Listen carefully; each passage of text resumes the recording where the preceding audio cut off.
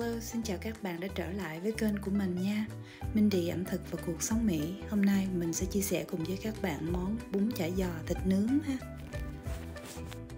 Rồi trước tiên là mình ướp thịt để mà mình làm thịt nướng nha các bạn. Thì hôm nay ở đây mình có đây là 5 thau thịt ha, tương đương với 2,5 kg nha. Mình nói tương đương tất nhiên là gần 2,5 kg chứ chưa tới nha các bạn.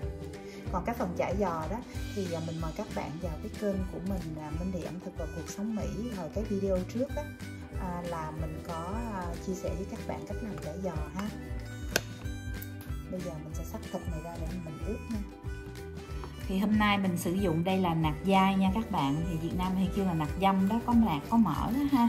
Thì mình xắt ra miếng vừa ăn nha, không mỏng quá mà cũng không có dày quá nha. Đây là cái độ dày của nó cỡ như thế này là được nha các bạn. Đừng có mỏng quá rồi khi mà mình nướng xong nó bị teo lại ha, còn dày quá thì nó sẽ lâu chín nha. Mình nướng thịt mà nó có vừa nạc vừa mỡ vậy nè thì cái thịt của nó rất là môi, nó không có bị khô nha các bạn. Rồi cứ như thế mà mình xắt cho đến hết cái thịt này ha, rồi sau đó mình sẽ ướp nha. Rồi đây là phần thịt mình mới vừa xắt xong nha các bạn.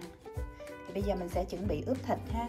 Thì mình có đây là một muỗng canh tỏi băm nhuyễn nha, một muỗng canh hành tím băm nhuyễn. Nếu không có hành tím các bạn có thể sử dụng đầu hành lá mà phần trắng đó ha, băm nhuyễn ra nha. Rồi đây là 3 muỗng canh hạt nêm, 3 muỗng canh nước tương, 3 muỗng canh nước mắm và 3 muỗng canh mật ong. Đồng thời thì mình cũng có đây là tiêu ha, tiêu xay nha. Mình sẽ sử dụng 1 muỗng cà phê tiêu xay nha. Thì tùy theo các bạn ha, muốn ăn cay nhiều thì mình cho thêm tiêu nữa ha. Trước tiên mình sẽ quậy cái phần nước nêm riêng ngoài cái tô trước nha các bạn. Sau mình cho vô đây là 3 muỗng canh mật ong nha, 3 muỗng canh nước mắm, 3 muỗng canh nước tương ha, 3 muỗng canh hạt nêm nữa. Rồi mình quậy đều cái hỗn hợp này lên nha. Rồi đây là tô nước nêm mình đã quậy chung với nhau, quậy đều chung với nhau trong một cái tô như thế này ha. Rồi bây giờ mình chuẩn bị ướp vô thịt nha. Rồi đây là 5 thau thịt của mình mà hồi nãy mình mới vừa xắt xong nè các bạn. Bây giờ mình sẽ chế cái tô nước nêm mà mình mới vừa quậy xong á vô trong này ha.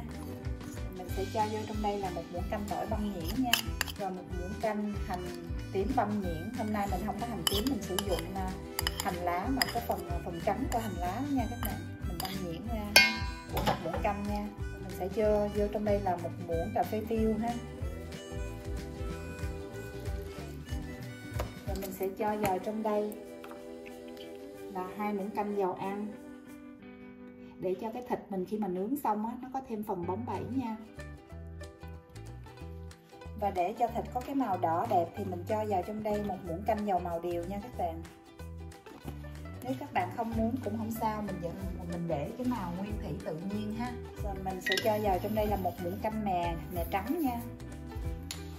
Bạn nào thích ăn sả thì mình có thể lấy sả băm nhuyễn á, cho vô đây 1 muỗng canh nữa nha. Rồi bây giờ mình sẽ mang cái bao tay vô để mình trộn đều lên nha các bạn. Rồi bây giờ mình sẽ ướp thịt này khoảng 1 tiếng cho tới 2 tiếng ha. Rồi mình sẽ xiên vào cái cây que đó để mà mình nướng nha các bạn. Rồi trong khi mình chờ thịt nó thấm để mình đem đi nướng thì bây giờ mình qua đây mình làm đồ chua nha các bạn. Mình có củ cà rốt với lại củ cải trắng nè, mình làm miếng đồ chua ha.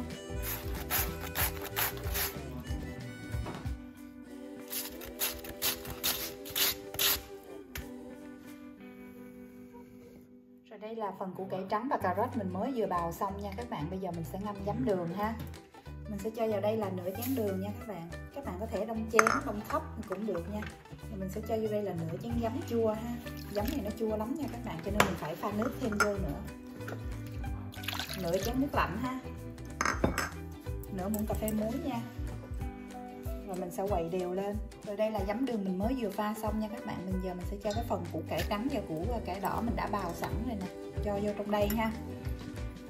Rồi mình ngâm khoảng chừng tiếng đồng hồ là mình ăn được nha các bạn. Tại vì cái này mình cũng bào sợi mà sợi mỏng á, cho nên nó thấm lẹ lắm nha. Rồi bây giờ mình để cái phần củ cải ngâm chua này qua một bên ha, mình đi làm nước mắm nha các bạn. Rồi mình làm nước mắm nha các bạn. Mình cho vào trong đây là nửa chén đường ha. Mình sẽ cho vào trong đây là 2 chén nước lạnh nha. 2 chén nước mà mình đun sôi rồi mình để nguội á. Rồi mình cho nửa chén nước mắm vào trong đây nha các bạn. Cho nước mắm thì mình cũng làm theo khẩu vị của gia đình mình nha. Các các bạn muốn mặn, ngọt, lạc gì đó thì mình gia giảm cái lượng nước mắm và lượng đường để theo khẩu vị của gia đình mình ha. Rồi sau khi mình quậy nước mắm, đường đã tan rồi nè, bây giờ mình sẽ bỏ cái phần tỏi ớt băm nhuyễn mà mình đã băm rồi nè, mình bỏ vào trong đây nha. Rồi tiếp theo là mình sẽ nặn chanh vào nha các bạn. Mình nặn vào trong đây khoảng 1 trái chanh ha. Rồi mình quậy đều lên. Rồi phần nước mắm của mình đã vừa ăn rồi nha các bạn. Giờ mình để qua một bên, mình đi lấy que để mình xiên thịt mình đem đi nướng nha. Rồi thì bây giờ mình lấy cái cây que này nè các bạn, mình xiên thịt vô đây ha. Mình xiên xong hết rồi cái mình đem đi nướng nha các bạn. Làm xiên que kiểu như vậy nè, lúc mà mình xiên thì nó hơi lâu một xí nha các bạn, nhưng mà lúc mình nướng á, là mình xếp rất là nhiều thời gian ha. Tại vì mình nướng mình cứ để là nguyên cây lên mình nướng, mình trở qua trở lại nó dễ nữa ha. Còn nếu mà mình nướng từng miếng nhỏ nhỏ nó lâu lắm, mà trở qua trở lại cũng khó lắm, cho nên nó dễ bị khét lắm nha các bạn. Với lại các bạn làm kiểu vậy nè, mấy đứa nít nó cũng thích ăn nữa, nó cứ lại nó cầm đứa một cây vậy cái nó ăn vậy đó.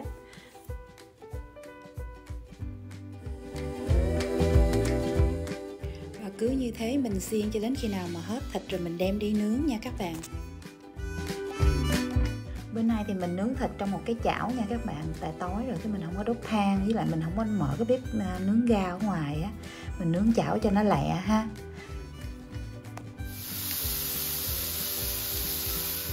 Thịt mình nướng cũng gần xong rồi nha các bạn. Bây giờ mình vô trong để mình chiên chả giò nha.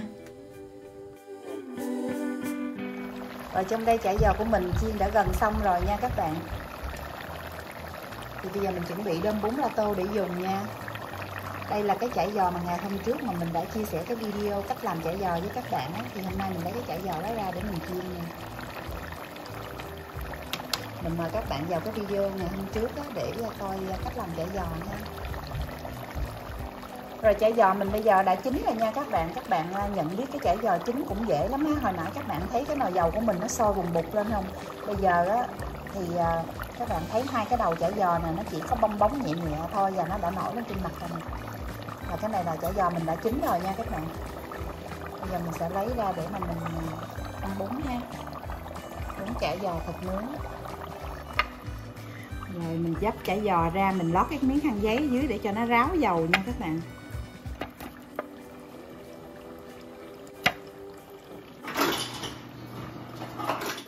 Rồi phần chả giò mình đã chiên xong và thịt nướng của mình cũng xong rồi nè. Bây giờ mình đơm bún la tô nha các bạn. Rồi bây giờ mình cho phần giá nè, rau thơm và dưa leo nằm bên dưới nha. Kế đến là mình cho bún lên trên mặt nha các bạn. Rồi kế tiếp thì mình cắt chả giò và mình cho nó nằm qua một góc nha các bạn.